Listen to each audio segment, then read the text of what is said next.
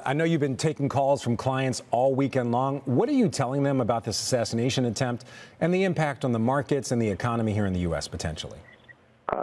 Not much about the impact on the markets because, again, it was likely that Trump was going to win before, and it still is. I mean, there's lots of reasons to believe that you'll have support for the markets on a lot of the business-relevant pieces of the Trump administration. In other words, lower taxes, significant continued fiscal spending, deficit spending, which the markets like, regulatory rollback, more business-friendly, more CEO-friendly, less focus on climate and transition energy.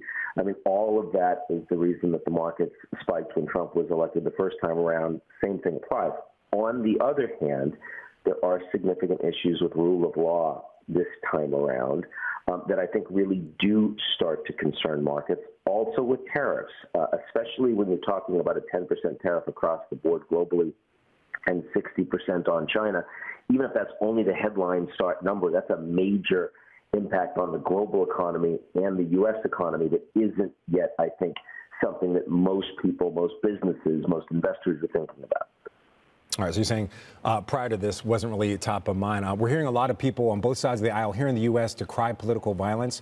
As you're talking to clients just about what clearly is an elevated level of tension when it comes to this campaign, what are you telling them? Like, what advice do you give them? How do you even digest something like this, something so unexpected?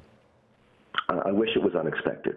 The fact is that the likelihood that we were going to see political violence at a significant level back in January, we thought was virtually inevitable in our top risk report. It's why the U.S. versus itself was the #1 risk for the year, despite the fact that we had major wars going on in Europe and in the Middle East.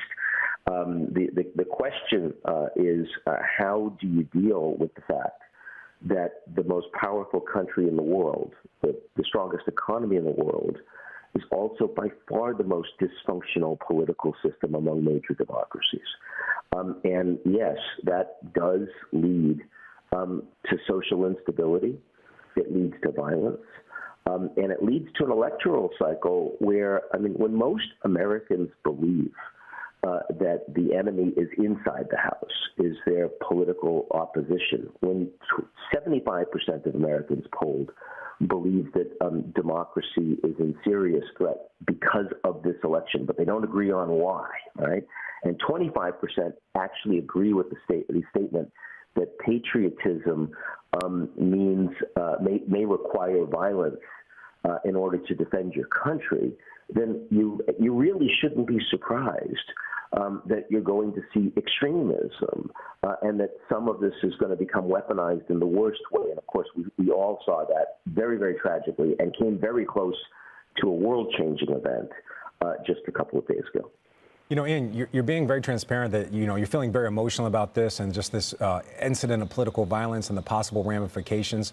Not only do we have an election here in the U.S., we're seeing a lot of global elections. As investors look at this political landscape and so much political shifting going on, what would you tell them? How would you tell them to view, of course, this terrible incident, but just also the fact that we're seeing so many other elections, others that may be contentious as well?